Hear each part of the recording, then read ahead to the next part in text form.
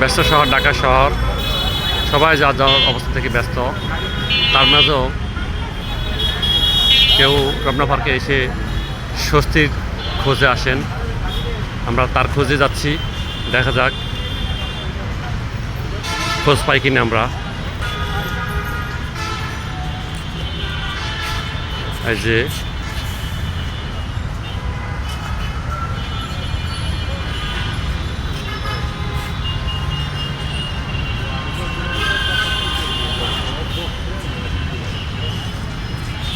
এই যে কত সুন্দর, ব্যস্ত শহরের মাঝেও যে